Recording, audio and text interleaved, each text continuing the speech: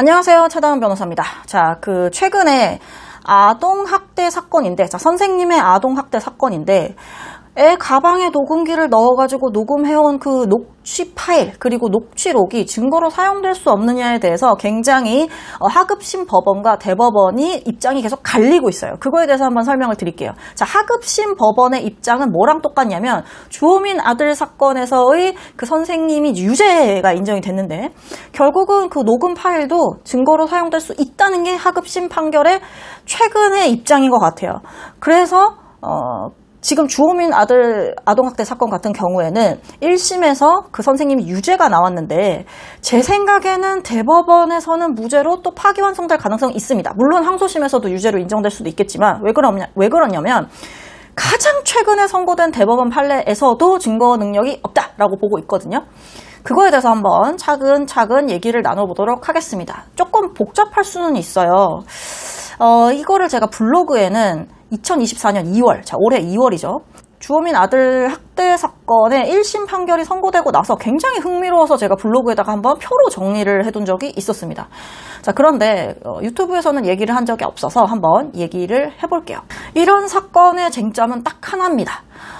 부모가 아이 몰래, 그리고 선생님 몰래 당연히 가방 안에 녹음기를 넣어서 들여보냈을 때 그 녹음된 내용을 증거로 쓸 수 있느냐 없느냐가 쟁점입니다. 근데 사실 이게 이제 기술적으로는 이제 법조인들끼리는 무슨 얘기를 했냐면, 애가 녹음했으면 아무 문제가 아니거든요. 애는 대화의 당사자니까 애한테 녹음기 사용법을 알려줘서 네가 이거 녹음 버튼을 눌러라고 해서 애가 만약에 눌렀다라고 하면 또 증거로 사용할 수 있어. 그러니까 좀 다툼이 있는 거예요. 그게 사실 뭐가 중요하냐, 무엇이 중요한디, 이런 식으로 법조인들 사이에서는 좀 다툼이 있는데, 한편으로는 그렇게 녹음기를 몰래 켜가지고 보내놨을 때 녹음의 어떤 증거 능력을 인정한다면 통신비밀보호법을 좀 형해화하는 것이 아니냐라는 약간 어려운 쟁점이 있기는 합니다. 그런데 그거는 요 정도로 그냥 넘기고, 저는 법원 판례 부분만 설명을 드릴게요. 자, 뭐라고? 몰래 녹음기를 넣어가지고 녹음한 그 파일, 증거로 사용할 수 있는지 없는지에 대해서 논란이 있는 겁니다. 자, 하급심 판결. 그러니까 1심과 2심 판결들에서는 뭐라고 보냐면, 그것도 증거 능력이 있다고 봐요. 그런데 대법원에서는 증거 능력이 없다고. 왜냐하면 통신비밀보호법에서 공개되지 아니한 타인 간의 대화는 금지되어 있고, 불법으로 규정이 되고 있고, 심지어 처벌까지 하고 있어. 자, 그렇게 해서 녹음한 거는 어떻게 돼 있어? 통신비밀보호법 에서 다시 한번 얘기하고 있어요. 어떻게? 재판의 증거로 사용할 수가 없다고. 그러니까 대법원에서 봤을 때는, 야, 법에 명시가 되어 있잖아, 이거는 증거로 사용할 수가 없는 거니까, 그러니까 네가 필요성이 인정되고 그렇게 아니면 애 학대를 찾을 수 없고 그런 거 이해는 되는데, 어쨌든 법에서 금지하고 있는 거기 때문에 우린 이걸 가지고 피고인을 처벌할 수는 없어. 하급심 판결문 틀렸어. 이런 식으로 대법원이 최근까지도 얘기를 하고 있습니다. 그 내용에 대해서 오늘 한번 살펴볼게요. 결국 주호민 아들이 학대를 당했다는 그 사건에서도 요 항소심 논리와 같습니다. 제가 대법원이랑 하급심 판결문, 지금 항소심, 같은 사건의 항소심 판결문과 대법원 판결문을 가지고 제가 한번 따져볼게요. 항소심 판결문이란 2심, 대법원은 3심이 되겠죠.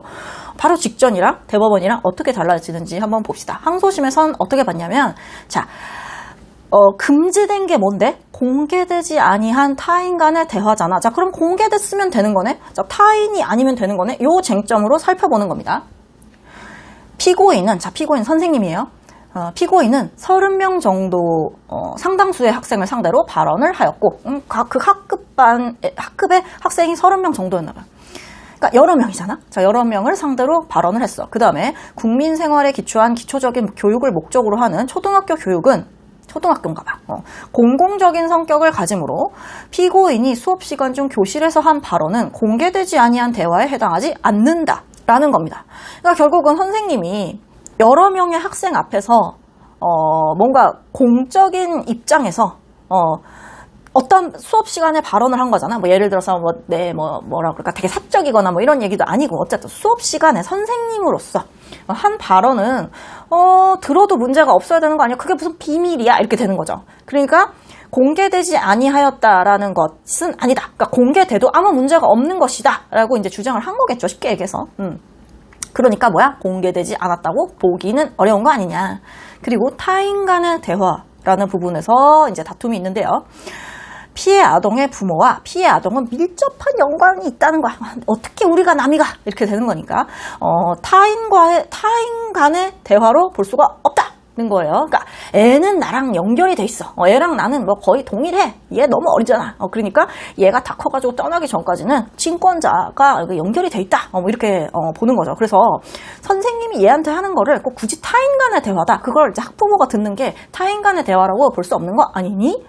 라고 2심 법원이 얘기를 했고, 결론이 뭐야? 피해 아동의 부모는 피고인의 아동학대 행위를 방지하기 위해서 녹음을 했다. 그러니까 목적도 얘기를 하는 거죠. 피해 아동의 보호를 위해서 녹음 외에 별다른 유효적절한 수단이 없었어. 근데 피고인이 저지른 아동학대 범죄는 사회적 해악이 또 중대하잖아. 그러니까 그에 관한 증거를 수집할 필요성이 인정이 된다는 거지. 이 사건 녹음 파일 등을 증거로 사용하는 것이 피고인의 사생활의 비밀이 일정 정도 침해되는 결과를 초래한다 하더라도 이는 피고인이 수인해야 할 기본권의 제한에 해당한다는 거예요. 전체적으로 이해가 되시나요? 공개되지 아니한 타인 간의 대화는 녹음하면 안 돼. 지금 그게 항상 문제여가지고 증거로서 사용할 수 없어서 선생님들이 계속 막 무죄로 됐었는데 그게 유일한 증거일 때, 그러니까 이제 하급심 법원에서 이제 고민을 하는 거죠. 그래도 아동 학대가 있었던 건 사실이잖아. 실체적인 진실에 부합하는 거잖아. 그게. 그러니까 잘못한 사람을 처벌해야 되는 것도 맞고 아이한테 이런 말을 하면 안 되는 것도 맞아. 자, 그러니까 이거를 증거로 사용하려면 어떤 논리가 필요할까? 검사가 이제 이 논리를 찾았고 법원도 이거에 대해서 납득을 하는 거겠죠. 어떻게? 어떻게 애한테 하는 말을 부모가 들었는데 그걸 타인 간의 대화라고 볼 수 있니? 얘는 진짜 초등학교 저학년이라서 너무 어리고 본인이 어떤 정서적 학대를 당하는지 이런 거에 대한 개념도 없는 아이인데 이런 아이를 보호해야 되는 거잖아, 부모가. 그러니까 그런 역할을 하기 위해서 녹음하는 거를 용인해줘야 되는 거 아니야? 라는 논리로 타인 간의 대화라고 볼 수 없다. 그리고 공개되지 않았다. 어떻게 초등학교 선생님이 공적인 그런 자리에 교단에 서가지고 하는 얘기가 어떻게 몰래 친구들끼리 욕하는 어떤 그런 비밀스러운 사적인 대화라고 볼 수 있느냐? 공개되지 아니한 대화라고 보지 말자. 이렇게 봤다는 거죠. 한편으로 이해는 되지만 법리적으로만 따지면 대법원의 입장이 맞는 것 같습니다. 자, 대법원은 완전히 거꾸로 얘기를 합니다. 자, 잘 들어보세요. 공개되지 아니한 대화냐? 이거에 대해서 대법원이 이렇게 봤습니다. 초등학교 담임 교사가 교실에서 수업 중 한 발언은 통상적으로 교실 내 학생만을 대상으로 하는 것이다. 초등학교 교실은 출입이 통제되는 공간이고 수업 시간 중 학생이 아닌 제3자가 별다른 절차 없이 참석하여 담임 교사의 발언 내용을 청취하는 것은 불가능하다. 대화자 내지 청취자가 학생 30명으로 다수였다는 사정만으로 공개된 대화로 평가할 수 없다. 대화 내용이 공적인 성격을 갖는지 여부나 발언자가 공적 인물인지 등은 공개되지 아니한 대화에 해당하는지 여부를 판단하는 데 영향을 미치지 않는다라고 하고 있습니다. 자, 이해가 되시나요? 자, 대법원은 어떻게 보고 있어? 공개되지 아니한 타인 간의 대화에서, 자, 공개되지 않는다는 부분에 한정해서 얘기를 하고 있습니다. 초등학교에서 선생님이 발언을 하고 있어. 자, 학생이 여러 명이야. 그리고 어떤 공교육을 하는 사람이면, 그런 사람의 말은, 공개되지 한다고 또 보긴 좀 어려운 거 아니니? 라는 말에 대법원이, 아니야. 니네 동네 초등학교 선생님이 강의하는 거 그냥 문 열고 들어가서 들을 수 있어? 아무나 초등학교 교실은 들어갈 수 있는 거야?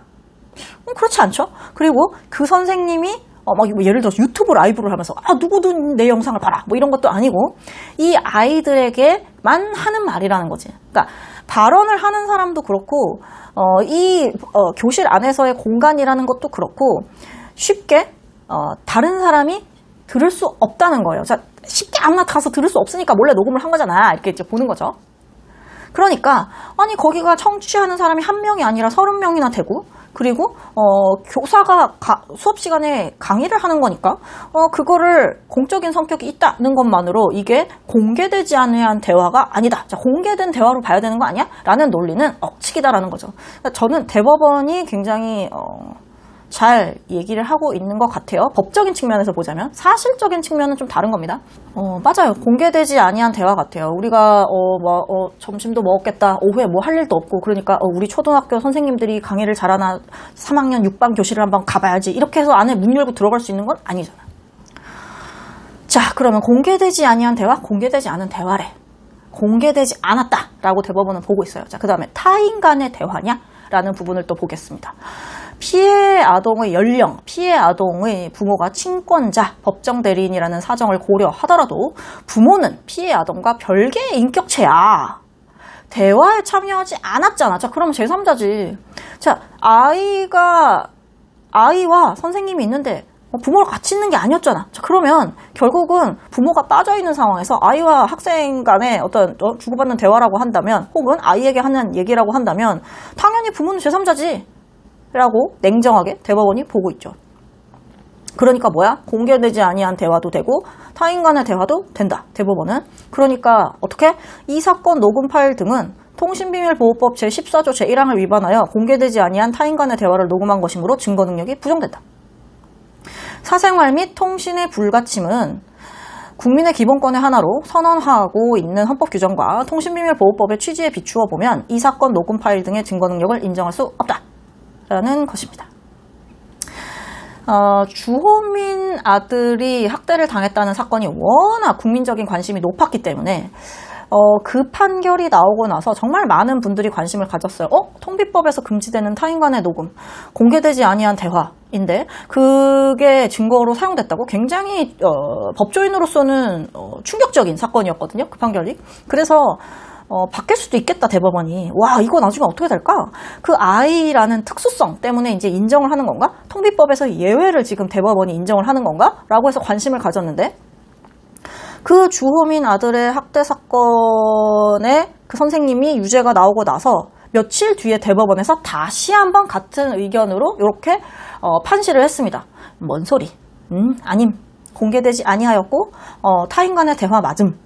그러니까 증거능력 없음, 무죄. 이렇게 판시를 다시 했어요. 그러니까 그 사건에 대한 대법원 판례는 아니지만 그 사건 이후에도 대법원은 줄곧 똑같이 통비법 위반으로 증거로 사용될 수 없다, 증거능력이 없다라고 보고 있기 때문에 아마도 1심에서 선생님에게 유죄를 준 판결도 항소심이나 대법원에서 바뀔 가능성이 매우 높아 보입니다. 이런 쟁점을 가지고 한번 고민을 하거나 앞으로 사건이 어떻게 진행되는지 관심을 좀 가져보시면 좋을 것 같고요. 앞으로 계속 진행되는 사건들도 있으니까 어떻게 되는지 한번 저도 관심을 가지고 지켜보도록 하겠습니다.